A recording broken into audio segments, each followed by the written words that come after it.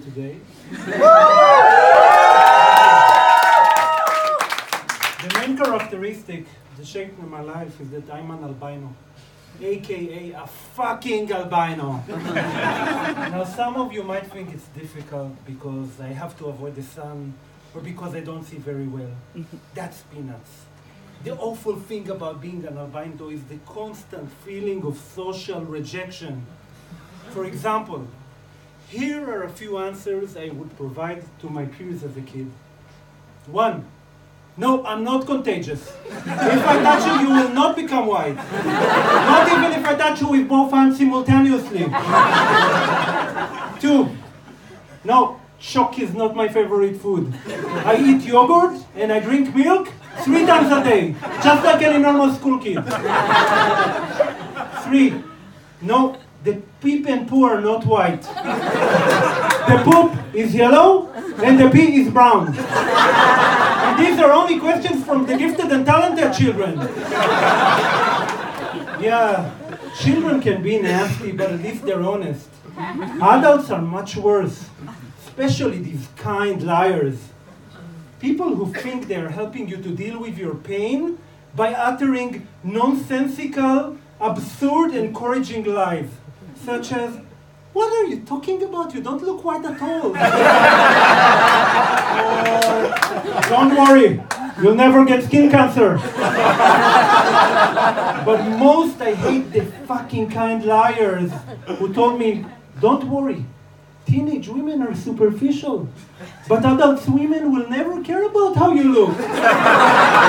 They will discover your inner beauty, and you will be very successful." Fucking liars! I'm not that stupid because I actually believed you! Yeah, women is the most painful thing in my life. I have women post-trauma. Sometimes out of the blue, I start to experience this lucid, slow motion flashbacks in which I relive my horrific experiences with women. I start to shiver and to murmur involuntarily, "Stupid, stupid, stupid asshole!" For example, I see the first time I asked Shira, a cute girl from my high school, on a date. I was madly in love, but I never believed that she would agree to date a fucking albino.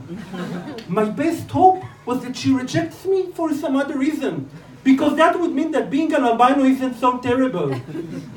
So I amassed my courage for 3 months, and then I asked, "Hey Shira, would you mind joining me on Friday to the new Star Trek movie? I mean, I totally get it if you can't, if you already have a boyfriend. Or maybe you don't really like Star Trek movies? I mean, the movies were never as good as the TV show. The last movie was crap. Stupid, stupid, stupid asshole!" Yeah, so as you see, I had a difficult life, and from a very young age, I developed this theory to console me. I call it metaphysical, social, egalitarianism. Big words, but the idea is very simple. It means that if God screwed you in one aspect, then you must have some other great property as compensation. And I thought, "Rani, there must be something great in you to compensate you for being a fucking albino." Of course, as I grew up, I discovered that this was total crap.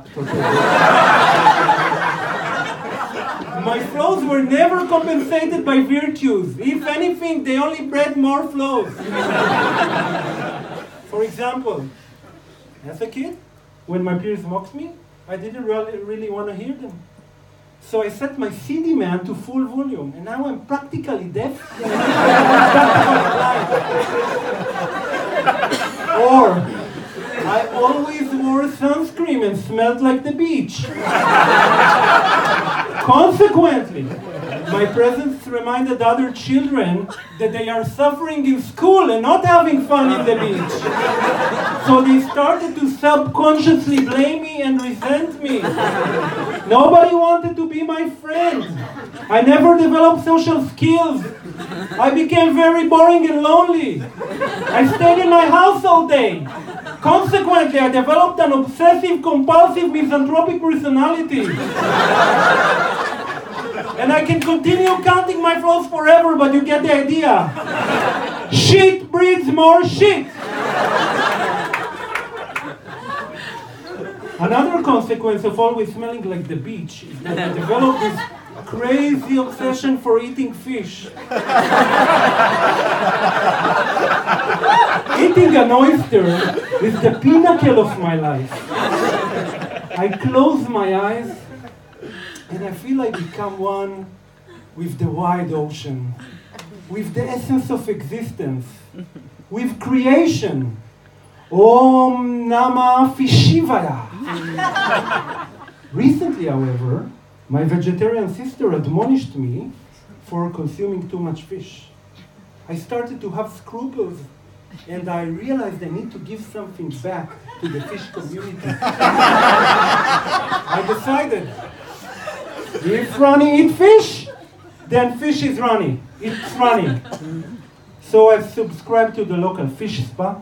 And now, for 4 weekly hours, I am sacrificing myself for the benefit of fish who nibble on my callous feet while I'm purifying my conscience.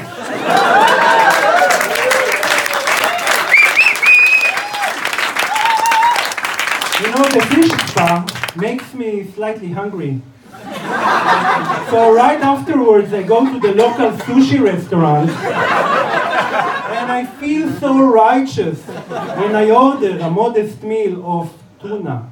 Tore tuna, unagi, scampi, haddock, halibut, sole, skate, salmon, turbo, yellowtail, cod, brill, plaice, pollock, mackerel, sea bass, lobster, calamari, urchin, bream, crab, sardines, shrimps, red snapper, monkfish, starfish, swordfish, shark, whale, 2 inside-out rolls of each. And 2 dozen rock oysters, please. I want to close by telling you about the most significant experience I've ever had.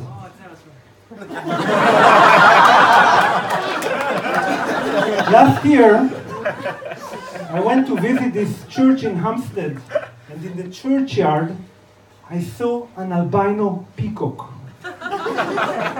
When he opened his tail, it was the saddest thing I've ever seen. Rather than a magnificent, Klimt-like manifold of color, his white fan looked like a pathetic, shabby pile of faded white straw. It stirred all my emotions and I just started crying. Suddenly the peacock asked me, "Why are you crying?"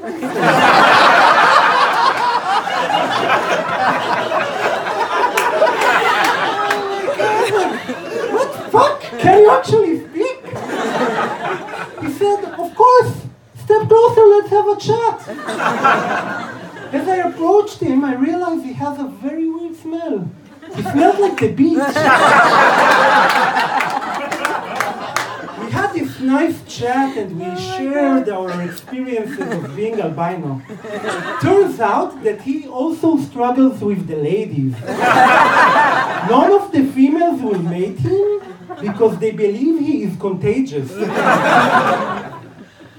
Just before saying goodbye, I asked, "Hey, but white peacock, how come you can actually speak?" And his reply was, "Metaphysical, social, egalitarianism."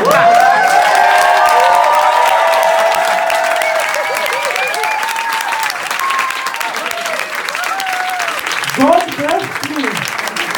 As a compensation for being a fucking albino, with the great gift of speech. Thank you.